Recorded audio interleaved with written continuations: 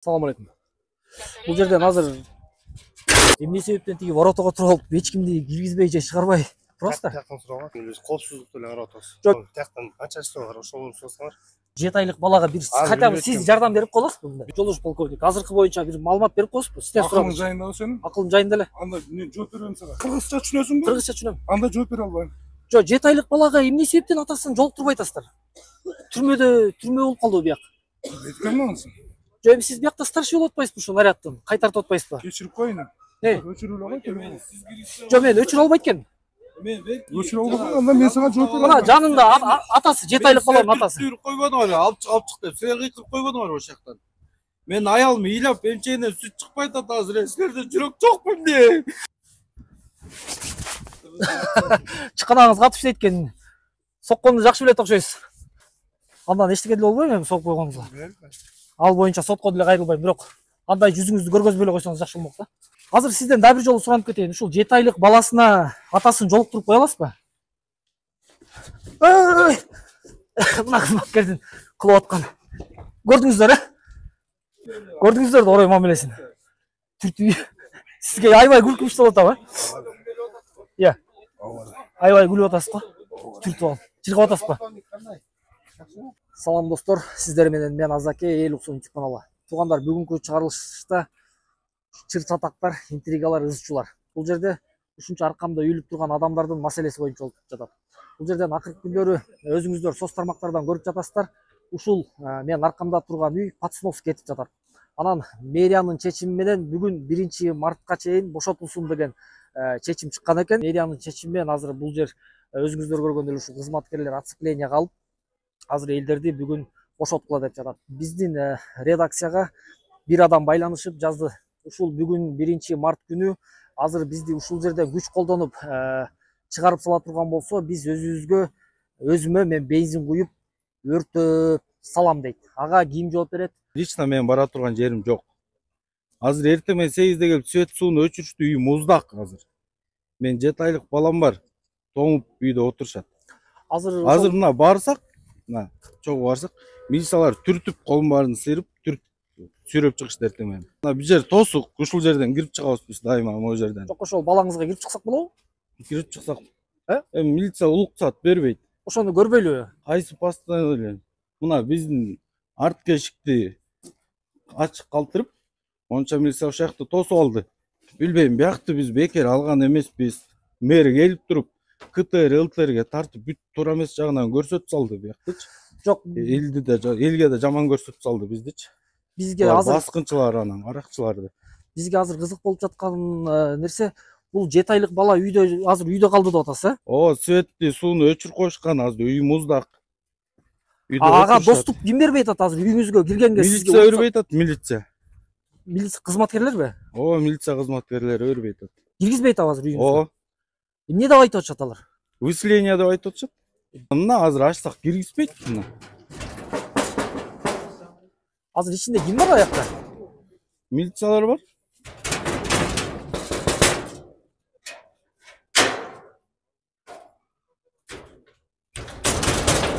Үйгө кирем мен.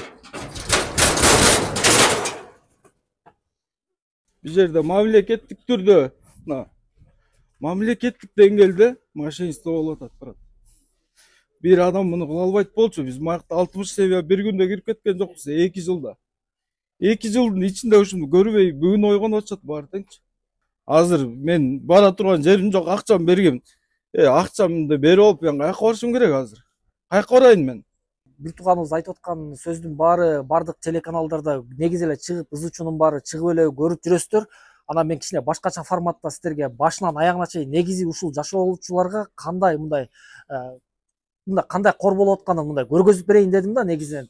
Анан азыр эми бул жерде ушул карманыбыз айтып аткандагыдай үйүмдө 7 айлык балам бар дейт. Эми 7 айлык баласына кире албай атыптыр эми өзүнүн. Мен эмне болгон өлкөдө жашайм? Ошол нерселерди процесстерди көргөзүп берип коелук деп атабыз туугандар. Салам алейкум. Бул жерден азыр Салам алейкумдар. Ким менен сүйлөшсөк болот экен я? Жанатан бери эле бир душмандар менен сүйлөшкөндөй эле такыр эшикти ачпай атасыздар да. 1-2 суроо. 7 айлык баласына кире албай аткан жаран бар экен да. Эмне себептен киргизбей атасыздар? Жооп берип коесуздарбы?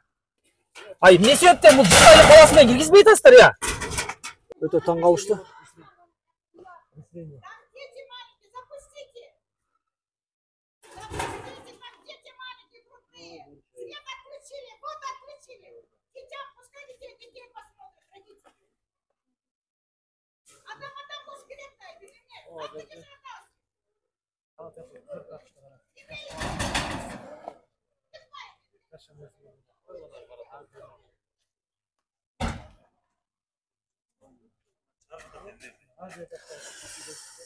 Туугандар, мындай үнүстөргө улата улбайт, ал жерде колдо көтөрүп атышы мүмкүн. Себеби ал жерде жакындар мындай адамдарды киргизбей атат да. Ал жерде эмне болуп атат, белгисиз болуп жатат. Себеби мунун оозунда өзүңүздөр көргөндөй эле ушундай кызматкерлерди коюп койгон экен. Бул кызматкерлер даже сүйлөмөк тургай мындай эмне болуп атканын да түшүндүрүп койгусу келишпейт экен да. Мунун ичине Жетайлык баласына кире албай аткан адамды дагы эмне себептен киргизбей атасыздар? Ошого бир жооп берип коесуздарбы? Иә. Комментарий берип коесуздарбы? Ушул кызматкер такыр жолотпой ушундай кыймыл аракеттерди көргөзүп жаткан учуру. Сизде да үйдө кичинекей бала барбы азыр биякта? Биякта турчу элеңиз сиз дагы? Неберелерим бар, бирөөсү 2-де, бирөөсү 3-тө. Азыр ачка отурушат. 3 атат, 3 атабыз дейт. Кабат кылып кийимдерди кийгизип коюп, тиги журканды жаап коюп отурам дейт келиним. Оюнча 3017 миң түшкөн.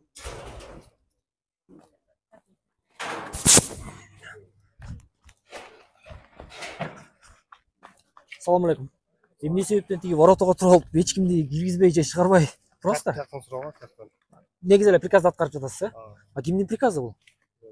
Тияктан сурасаңар, Жок, жанагы мага кызыктырганы Жетайлык баласына киргизбей аткан ата болуп жатат да. билбейт кимис аны. Мунун ичинде азыр свет жок дейт, суу жок дейт. Азыр биз эч нерсени билбейбиз, коопсуздукту эле карап атабыз. Жок. Тияктан канча часоо бар, ошолорду сурасаңар. Жетайлык балага бир хотя бы сиз жардам берип коесузбу мындай? Биз жардам беребиз, биз билбейт экенбиз, андай болгон жок чын. Мына ошону тастыкташ үчүн чого кирип чыкпайлыбы, кандай дейсиз? Начальство бар, ошол сурасаңар. Ким начальствоңуз? Зарылбек уулу деген. Азыр ушул воротанын оозунда туруп бизди дагы жана ушул атасын Жетайлык баласына жолду тосуп коюп киргизбей жаткан кызматкер менен да сүйлөшкөнгө аракет жасадык, көрдүңүздөр. Эми анын айтышы боюнча айтып жатат, ичинде Жетайлык бала эч кандай жок, анан атасы менен андай кылып бөлүп койгон эмеспиз деп. Анан чого кирип ошону чынбы же калппы, ошону калп болсо мындай ал жарандардын алдап атканын көргөзүп койбойлукпу элдин арасына десем, ушул Зарылбек уулу деген полковник бар, ошол менен барып сүйлөшүңүз деп жатат. Анан эми бул элдердин, тургундардын, бул жерден чыгып жаткан тургундардын айта турган сөздөрүн жана интервьюларын эми көптөгөн телеканалдардан чыгып жүрөт. Ал жерден көрсөңүздөр болот. Баягы эле сөздөр, дежурный сөздөр, баягы эле сөздөр, кыйналганы, кыскасы үйүн алдырып атканы, тартышып атканы, соттун чечими жок чыгып атканы бизге негизи анын баары көп деле кызыктырбай атат. Бизге эң кызыктуусу ушул жердеги кызматкерлер ишин алып барып жатканы. Анан жанагы Жетайлык баласына ушул атаны эмне себептен киргизбей атат? Эми баягы баарыбыз тең түшүнүп жатабыз, мунун ичинде свет жок болсо, суу жок болсо, ысык суу жок болсо, жанагы Жетайлык балага негизи ысык суу керек, сүт керек дегендей, ошол баланын тагдыры бизге кызыктырып жатат. Анан ушул жактагы майыптардын, мүмкүнчүлүгү чектелген адамдардын тагдырлары жана ошондой эле ошолордун укуктары бизге кызыктырып жатат. Анан болгону биз ошону чагылыштыралык деп жатабыз, туугандар. Анан биз бул жерде соттон эмне болуп атат, бул эл журтка мамлекет тараптан эмне компенсация берип буларды каяка чыгарып жатат, биз көп деле аны кызыктырбай атабыз. Биз именно ушулардын, ушул кызматкерлердин иштеп жаткан жумушун тарткыбыз келип жатат. Салам алейкум. Салам алейкум. Бир мына дагы ушул көрүнүшкө эле түшүп келдик. Ачпайсың болмай?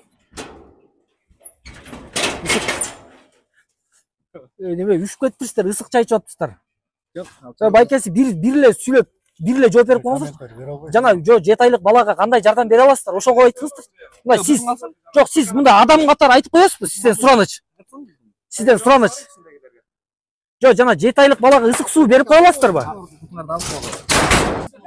Мына туугандар, өзүңүздөр көрүп турасыздар, азыр бул жерде чыр чатактар, ызычуулар, тиешелүү органдар ушул кызматкерлердин алып барып жаткан жумушуна баа бересиздер деп мен ойлойм. выселять этсин соттун чечими менен. Мен ага каршы эмесмин. Иштерин алып бара беришсин. Мыйзамсыз салынган объекттер болсо сүзүлө берсин, урула берсин. Бирок элди дагы кичине ойлоп койгону туура болот. Анан азыр бул жерден ошол эң негизгиси жана 7 айлык баласына ушу киргизбей атат. Анан жана 7 айлык балага биз дагы кирип коомчулукка көргөзүлгөнгө мүмкүнчүлүк такыр болбой жатат. Соцзащитадан адамдарыбыз деп аткан адамдар мына ушулар. Өзүңүздөр көргөндөй эле. Анан булар жана жаш бала боюнча мага маалыматты беришти. Бирок эми булар дагы мындай эң таң калыштуусу баягы соцзащита өзүнүн жумушун түз алып барбай, булар бир мэриянын адвокаты сыяктуу көрүнүп жатат. Каяктагы болбогон маалыматтардын баарын берип чыгышты. Эми түшүнүксүз, такыр түшүнүксүз. Бул жерде эмне болуп жатат? Баягы карапайым эл менен тиги мэриянын бандасы дегендей эле түшүнүп атам. Ошо эки банда азыр ушул жерде уличный разборканы уюштуруп жаткан адамдардай көрүнүп жатат мага. Мына туугандар жанагындай азыр айтып жатышчу эле, бул жерде эч кандай кичинекей бала жок деп. Сиз бул жерде жашайсызбы жекеси? Ооба. Эмне себептен чыкканга туура болду? Сууду өчүрдү, светти өчүрдү. Айла жок. Анан мына жаш балдарыбыз бар. Кичинекей эгиз балдарыбыз бар. Канча айлык эле? Эгизби булар? Ооба, 4 ай. 7 айлык бала эч кандай жок болот эле. Бул жерде 7 айлык эмес, 4 айлык наристебиз бар экен. Күндүн ичинен үшүп калып, айла жоктон чыкканга мажбур болгон эжекебиз. Эми бул жерде эң негизи айта турчу нерсе, мейли элдерди чыгарса чыгарсын, кууса куусун, өкмөт тарапка алабы, үйдү жардырабы, мейли, мен ага каршы эмесмин. Эгерде ошонун баары мыйзам талаасында боло турган болсо, бирок мен каршымын ушундай жаш балдарды бир ата мекендик согуштагыдай эле жана пленге кармалгандагыдай кармап алып, ичинде свети жок, суусу жок, ушундай жерге кармап алып тургандарына мен такыр каршымын. Жаш баланын укуктарын бир ким ойлойт дегендей. Бул жерде азыр мен өзүмдүн жеке пикиримди айтайын туугандар. Мына ушунча адам жабыркаланып турган адамдар, бирок эми бул адамдар жанагы мэрияга наразычылык болуп, жана үйүн алдырып аткан, ачуусу келип турган адамдар мунун баары. Ошон үчүн мен булардан маалымат алган жокмун, эмне болуп атканын уккан жокмун. Анан сотрудниктер болсо мага комментарий бергенден баш тартып жанагынтип качып атышты. Анан ушул воротаны жаап алып, жанагы 7 айлык баласына ушу жаш балдардын ата-энесин жана ысык суу, ысык тамак алып келсе киргизбей аткан сотрудниктердин кыймыл аракетин тартып жаттым.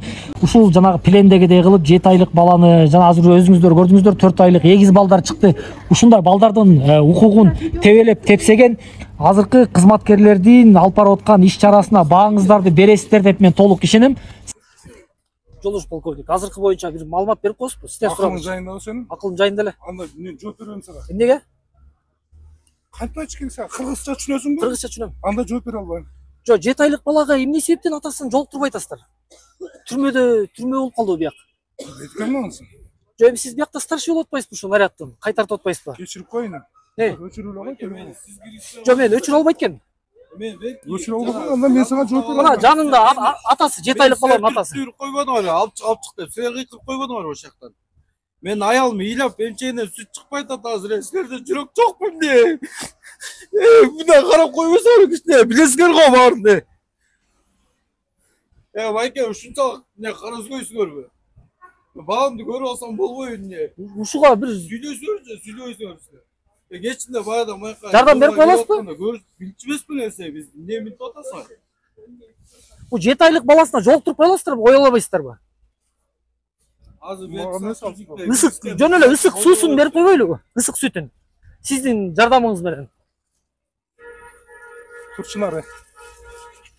Кандай дейсиз? Турчунары дейт. Эмнеге? Сиз өзүңүз таштык болсузбу, бирөөсү? Өзүңүз таштык болсузбу?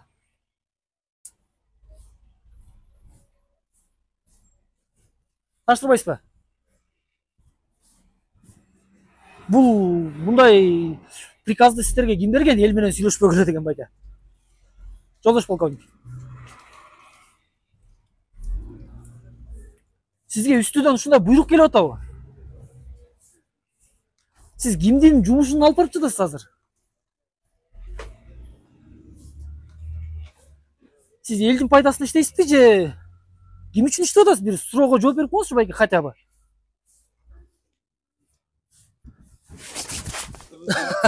Чыканаңыз катып иштейт экен. Сокконду жакшы билет окшойсуз. Iya. жакшы согот экенсиз.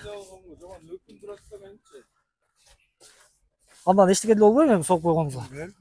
Ал боюнча сотко деле кайрылбайм, бирок андай жүзүңүздү көргөзбөй эле койсоңуз жакшы болмок да. Азыр сизден дагы бир жолу суранып кетейин. Ушул 7 айлык баласына атасын жолуктуруп кое аласызбы? Мына кызматкердин кылып аткан. Көрдүңүздөр,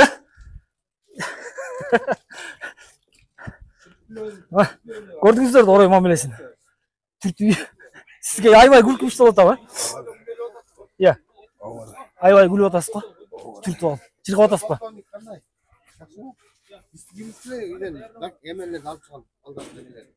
Не кылышат эми булар? Иә. Баласына жолукпайбы?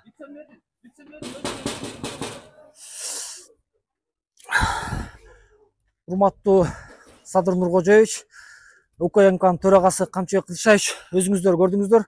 Баягы кандай күнү болгондо дагы бул кызматкер мындай жүзүн көргөзбөш керек эле. Эми өзүңүздөр көрдүңүздөр, мени кошуп түрткүлөп, ургулап бир шылдыңга алып жатат. Эми жана боюнча маалымат бербейм, башың иштеп андай мындай деген.